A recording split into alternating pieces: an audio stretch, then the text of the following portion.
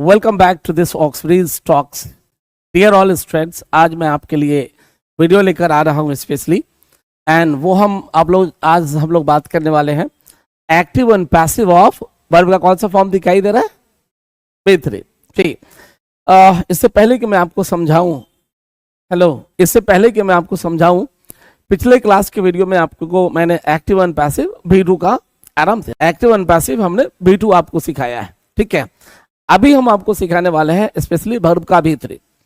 Tense में हमने आपको बताया है कि वर्ब का B3 हम सिर्फ तब लगाएंगे जब किसी सेंटेंस को पढ़ने से ये समझ में आए, राइट, कि काम खत्म हो गया है या काम खत्म हो गया था, तो क्या लगाएंगे? वर्ब का B3। वर्ब के B3 के पास हेल्पिंग वर्ब फिक्स है। वर्ब का B3 जब वो टेंस के दायरे में आएगा तो कभी भी बगैर हेल्पिंग वर्ब के काम नहीं कर सकता है। उसे क्या चाहिए? Helping verb. तो वर्ब के B3 का कौन कौन सा हेल्पिंग वर्ब है? हैज, हैव और हैड। तो वर्ब जो है स्पेशली B3 ये लगाएंगे, सिर्फ वजह है कि काम या तो खत्म हो गया है या काम खत्म हो गया था। अब ये जो वर्ब का B3 है ये दो रास्ते काम करता है, एक है एक्टिव और दूसरा है पैसिव। तो आज के इस वीडियो में हम आपको सिखाने वाले हैं कि वर्ब B3 एक्टिव में कैसे काम करेगा एंड पैसिव में कैसे काम करेगा। टेंस में ऑलरेडी हमने एक्टिव बात किया है कि जब टेंस हम पढ़ाई करते हैं तो वो एक्टिव ही होता है। अभी हम लोग सीखने वाले हैं खास करके कि एक्टिव एंड पैसिव B3 दोनों काम कैसे करेगा। ठीक है, सेकेंड चीज ये जानना जरूरी है कि मैं आपको जो वॉइस सिखाने जा रहा हूं, पहले सिखाऊंगा एक्टिव दिया हुआ है उसे पैसिव बनाना, उसके बाद फिर सिखाएंगे कि डायरेक्ट पैसिव कैसे होता है। यहाँ पे इंट्रोगेटिव एंड नेगेटिव के लिए अलग से सीखने की जरूरत इसलिए नहीं है कि वर्ब B3 के पास खुद का हेल्पिंग वर्ब है, इसे उधार लेने की जरूरत नहीं है। पक्का बात समझ में आ रहा है? आगे हम लोग चले, आप बोर्ड पे देख सकते हो लिखा हुआ है वर्ब का फॉर्मूला नंबर 3 वर्ब B3। हम लोग अभी सीखेंगे वर्ब का B3 फॉर्मूला नंबर 3 में। ठीक है, आप देख सकते हैं यहाँ पे कि हाँ एक्टिव, इस साइड एक्टिव हो गया, बराबर बोर्ड पे दिख रहा है, कन्फर्म दिख रहा है। इस तरफ एक्टिव हो गया और वो हमारा पैसिव का एरिया हो गया। ठीक है, अब आप देखिए ये एक्टिव, ये हो गया हमारा पैसिव। एक सेंटेंस हम लेते हैं, आप बोर्ड पे देखो, बराबर दिख रहा है बोर्ड पे। सेंटेंस क्या है? वह पत्र लिख चुका है। वर्ब के B3 के बारे में ये बताया गया है ऑलरेडी आपको कि जब कोई काम समाप्त हो गया है या समाप्त हो गया था तो वर्ब का कौन सा फॉर्म लगाएंगे? वर्ब का B3 लगे। तो लिखा हुआ वह पत्र लिख चुका है, यह सेंटेंस इस बात को क्लियर करता है कि लिखने का काम पूरी तरह से खत्म हो गया, इसलिए हमारे यहाँ पे कौन सा लगेगा? B3 लगेगा। तो इसकी ट्रांसलेशन हमने ऑलरेडी बनाया है, आप इसे देखें, क्योंकि हम लोग एक्टिव से पैसिव अभी सीखने वाले हैं, हम लोग अभी सेंटेंस बनाना नहीं सीख रहे, ये हमने आपको ऑलरेडी टेंस में सिखा चुका है, बराबर है? ओके, अभी आप देखिए, तो इसका अगर हम ट्रांसलेशन की बात करेंगे तो क्या होगा? ही सब्जेक्ट है हमारा। ठीक है, B3 के पास हेल्पिंग वर्ब है हैज, हैव और हैड। हैड आता है था वाले के साथ, और है, और अगर है वाला सेंटेंस होगा तो इसके साथ हैज या हैव आता है। ये हैज हैव का डिफरेंस अगर हम बात करें तो हैज हमारा सिंगुलर फॉर्म होता है एंड हैव हमारा प्लूरल फॉर्म होता है। तो सब्जेक्ट यहां सिंगुलर इसलिए हैज लिया, तो ही हैज, ठीक है, ही हैज रिटेन, क्या लिखा है? A letter. तो आपने देखा वह गीत गा चुका है, वह गीत गा चुका है। ठीक है, ओके, आप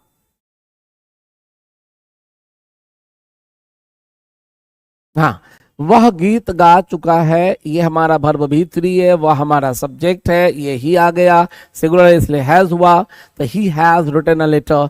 ऑलरेडी हम लोग को ये सेंटेंस बनाना आता है, इस पे अलग से और ज्यादा बात करने की जरूरत नहीं है। पैसिव बनाने पे अगर हम लेकर जाएंगे तो जैसा कि आपको पता है एक्टिव से पैसिव बनाने के लिए दिए गए सेंटेंस में 3 चीज को ढूंढने की जरूरत है। पहला सब्जेक्ट, पहला वर्ब एंड पहला ऑब्जेक्ट, राइट। इस हिसाब से हम देखेंगे ये हमारा सब्जेक्ट है, ये हमारा वर्ब है एंड ये ऑब्जेक्ट है। एक्टिव से पैसिव बनाने में बेसिक्स जो हमने फ्यू फैक्ट्स पढ़ाया है कि दिए गए ऑब्जेक्ट को हम सब्जेक्ट बना देंगे, ये हर बार डिस्कस करने की जरूरत नहीं है। मैं उम्मीद करता हूं चूंकि आप अगर शुरू से देख पा रहे हैं तो आप समझते हैं कि ऑब्जेक्ट जो है एक्टिव का पैसिव बनाने में क्या होगा, सब्जेक्ट बनेगा। तो ये हमारा ऑब्जेक्ट है ऑल लेटर, जब ये पैसिव बनेगा तो ये हमारा कहाँ चला जाएगा, हमारा ऑब्जेक्ट में चला जाएगा, मीन्स सब्जेक्ट में चला जाएगा। तो एक्टिव का ऑब्जेक्ट जो है पैसिव में सब्जेक्ट बनेगा।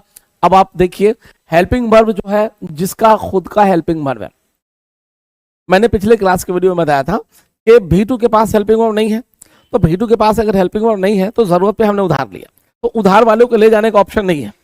जो 3 रूल लिखा है कि ऑब्जेक्ट को सब्जेक्ट बना दो, हेल्पिंग वर्ब एक्टिव में होगा तो पैसिव में लेकर आ जाओ, है ना। एंड अगर वर्ब, उसके बाद वर्ब का फॉर्म देखते हैं, तो जिस वर्ब के पास खुद का हेल्पिंग वर्ब होता है उसे पैसिव में हम ले जाएंगे, ठीक है। जिसके पास खुद का हेल्पिंग वर्ब होता है उसे हम क्या करेंगे, पैसिव में ले जाने वाले हैं। तो हम क्या करेंगे, ये ऑलरेडी आ गया। आप कहेंगे हैव ही क्यों आया, हैव भी है, तो मैं आपकी जानकारी के लिए बता दूं ये हमारा सब्जेक्ट सिंगुलर है, इसलिए सिंगुलर हमारा हेल्पिंग वर्ब आएगा, लेटर हैज। अब हम लोग का रूल नंबर 3 बोलता है वर्ब के फॉर्म को आप देखिए। जब वर्ब का फॉर्म आप देखेंगे तो आपको V3 मिलेगा, और V3 जब पैसिव में जाएगा तो ये ऑलरेडी मैं आपको याद करवा चुका हूं। V3 पैसिव में जाएगा तो क्या बनेगा, बिन प्लस V3। तो अब जब ये पैसिव में जाएगा तो ये क्या बन के आएगा, बिन प्लस V3। मतलब ये हमारा क्या बन गया, बिन प्लस V3। एंड अब बताना पड़ेगा, चूंकि ये हमारा पैसिव सेंटेंस हो गया। A letter has been written, मतलब पत्र लिखा गया है।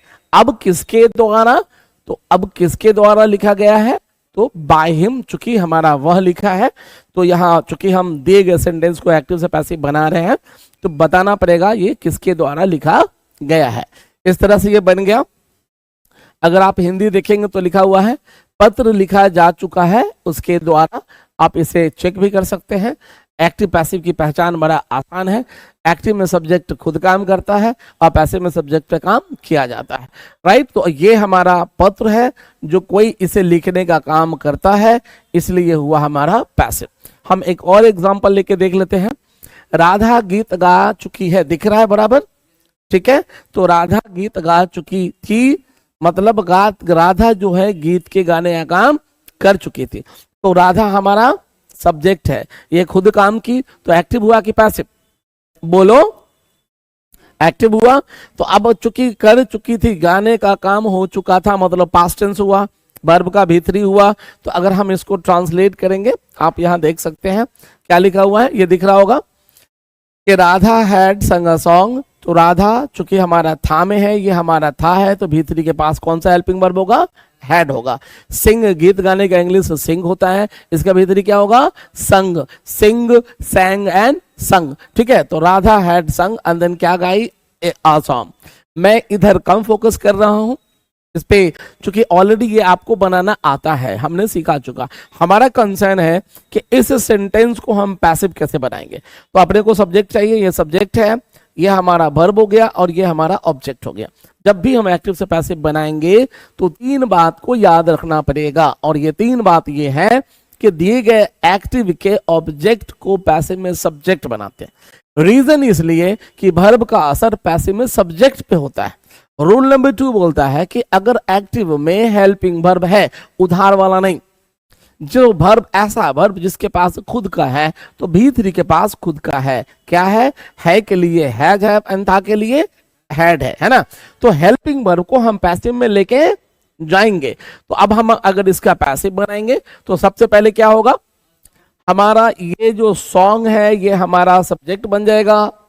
अब अगर हेल्पिंग वर्ब की बात है तो यस, ये वर्ब के पास ये हेल्पिंग वर्ब है, तो ये हेल्पिंग वर्ब हमारा आ जाएगा। तो अब हो गया अ सॉन्ग हैड। जब ये V3 पैसिव में जाएगा तो क्या बनेगा, बिन प्लस V3। क्या बनेगा, बिन प्लस V3। तो अब हमारे पास क्या आएगा, आप देख लीजिए, बिन आ गया, क्योंकि पैसिव का बिन यही है कि बिन V3 बनेगा। तो हमारा ऑलरेडी संग V3 है, इधर भी V3 रह गया, तो अ सॉन्ग हैड, और ये V3 क्या बन गया, बिन प्लस संग, मतलब V3। तो अ सॉन्ग हैड बिन संग, ये पैसिव हो गया कि गीत गाया गया था। अब वो बताना पड़ेगा किसके द्वारा, तो किसके द्वारा गाया गया है, राधा के द्वारा, तो आ जाएगा वहां पे राधा। अब आप हिंदी देख सकते हैं, गीत गाया जा चुका था राधा के द्वारा। अगर आप चाहें तो एक बार चेक कीजिए, तो यस, गीत हमारा सब्जेक्ट में है ना, और ये गाने का काम कोई और के द्वारा हो रहा है, इसलिए ये हमारा पैसिव हुआ। तो इस तरह से हम लोगों ने अभी सीखा कि दिए गए सेंटेंस को अगर एक्टिव से हम पैसिव बनाएंगे तो 3 रूल को फॉलो करना है। ठीक है, subject, object, subject, verb and object को पहले पहचान लेना है। एक्टिव के ऑब्जेक्ट को पैसिव में सब्जेक्ट बना देंगे। एक्टिव में अगर हेल्पिंग वर्ब है खुद का, तो उसे हम पैसिव में क्या करेंगे, उसे लेकर जाएंगे। अगला वर्ब का भीतरी, वर्ब के फॉर्म को देखेंगे। वर्ब का जो फॉर्म होगा उसके हिसाब से उसको हम बनाएंगे। वर्ब का भीतरी जब पैसिव जाएगा तो क्या बनेगा, बिन प्लस भीतरी। मेरे फर्स्ट वीडियो में आप ये देख पाएंगे, फ्यू फैक्ट्स ऑफ पैसिव करके लिखा हुआ है कि वर्ब के जितने सारे फॉर्म है, राइट, एक्शन से लेके पोजीशन सारे, कौन क्या बनेगा पैसिव में, ये लिखा है। मैं चाहूंगा आप वॉइस का पहला वीडियो देख के उसे याद कर ले। अगर आप पहली बार देख रहे हैं, आप रोज देख रहे हैं हमारे वीडियो को, तो आप ऑलरेडी समझ रहे होंगे। तो अभी मैं फॉर्मूला पे भी बात कर लेता हूं। फॉर्मूला हम लोग ले लेते हैं, आप फॉर्मूला देख पाएंगे यहाँ पे। सब्जेक्ट, ये सब्जेक्ट है, हैज, हैव, हैड, मतलब ये हैज आ सकता था, हैव आ सकता था, हैड आ सकता था, प्लस साथ में वर्ब का कौन सा फॉर्म आना है, क्योंकि काम खत्म है, और उसके बाद ये हो गया हमारा ऑब्जेक्ट। जब हम पैसिव में जाएंगे तो फॉर्मूला हमारा सेम रहेगा, लेकिन अंतर क्या हो रहा है कि ये ऑब्जेक्ट सब्जेक्ट बन गया, तो ओवरऑल सब्जेक्ट ही हम लिखेंगे, सब्जेक्ट ही हम बोलेंगे। लेकिन जो V3 है, ये जो V3 है वो ये क्या बन गया, पेन प्लस V3। ये आप अंतर को देख पाएंगे, ये V3 क्या बना, पेन प्लस V3। मेन यही बात याद रखना है कि एक्टिव से पैसिव बनाने में ऑब्जेक्ट को सब्जेक्ट बनाएंगे, एक्टिव के ऑब्जेक्ट को पैसिव में सब्जेक्ट बनाएंगे। अगर हेल्पिंग वर्ब है तो उसे पैसिव में लेकर आएंगे, और वर्ब अगर V3 है तो क्या बनेगा, बिन प्लस V3। क्या बात समझ में आया? क्या हम आगे चल सकते हैं? अभी हम आपको डायरेक्ट पैसिव दिखाएंगे। डायरेक्ट पैसिव मेरा कहने का मतलब ये है, हो सकता है आपके बुक में ये नहीं दिखेगा ऐसा बोलते हुआ कि डायरेक्ट पैसिव। एक्चुअली जो ग्रामर है, ग्रामर अगर हम उसे बोलने, लिखने, पढ़ने में इस्तेमाल नहीं करते हैं तो इसकी कोई वैल्यू नहीं है। ग्रामर अपने आप में कुछ भी नहीं है। मेन ग्रामर का काम है ये हमें सही सही अंग्रेजी लिखना, अंग्रेजी पढ़ना, अंग्रेजी बोलना सिखाता है, बराबर है। तो ग्रामर हम सीखते क्यों हैं? ताकि हम अंग्रेजी बोल पाए। आज जो मैं ग्रामर पढ़ा रहा हूं वो भी कंप्लीट हिंदी में बात कर रहा हूं। रीजन सिर्फ ये है कि आप बात समझ पाए कि अगर कोई काम खत्म हो गया है तो या तो एक्टिव के रास्ते जाएगा या पैसिव के रास्ते जाएगा। तो बात करने के दौरान आपको एक्टिव दिया होगा, पैसिव बनाओ, ऐसा नहीं होता है। आपके पास डायरेक्ट पैसिव आएगा। जैसे आपको जानना जरूरी है कि अगर हिंदी में ही हमारे पास डायरेक्ट पैसिव आ जाए तो हम क्या करेंगे। ठीक है, आगे हम लोग चलें। वेरी गुड, दिखाते हैं हम आपको। देखिए यहां है डायरेक्ट पैसिव। डायरेक्ट पैसिव का मतलब कि हिंदी ही डायरेक्ट पैसिव वाला होगा। तो हम लोग इसको डिटेल देख लेते हैं। हमने इसको 2 भागों में बांटा। ये एक्टिव हो गया, ये पैसिव हो गया, और ये वर्ब का भी 3, और ये वर्ब का भी 3 जब पैसिव में जाएगा, मिस्टर आप मेरे ख्याल से समझ पा रहे हो, तो वर्ब का भी 3 जब ये एक्टिव में होगा तो भी3 होगा, और जब ये पैसिव में होगा तो क्या बन गया, बीन प्लस B3। अब बोलेंगे सर इसके हेल्पिंग वर्ब कहाँ गया? माय डियर, हेल्पिंग वर्ब तो अंडरस्टूड है कि अगर वर्ब B3 है तो हेल्पिंग वर्ब रहेगा। तो हेल्पिंग वर्ब इधर भी होगा और हेल्पिंग वर्ब उधर भी होगा। हमारा सब्जेक्ट डिसाइड करेगा। सब्जेक्ट सिंगुलर होगा तो सिंगुलर हेल्पिंग वर्ब आएगा, सब्जेक्ट प्लुरल होगा तो प्लुरल हेल्पिंग वर्ब आएगा। एम आई राइट? तो आप ऐसे देखिए, एक सेंटेंस हम लोग लेते हैं। सेंटेंस क्या है? बच्चों को अंग्रेजी पढ़ाया गया है। क्या है सेंटेंस? बच्चों को अंग्रेजी पढ़ाया गया है। तो इस सेंटेंस से ये बात क्लियर हो रहा है कि काम क्या है, खत्म हो गया है। पक्का ना? समझ में आ रहा है? ठीक है, आगे चले। तो काम खत्म हो गया है मतलब हम भीतरी में है। तो अब हम लोग क्या करेंगे, इसको डायरेक्ट ट्रांसलेट नहीं करेंगे।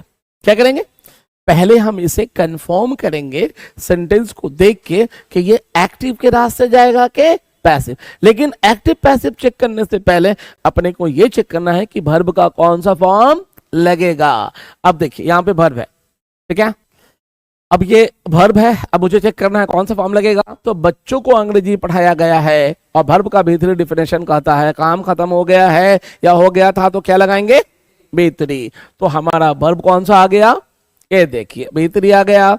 अब हमारे पास मिला इस सेंटेंस में वर्ब B3।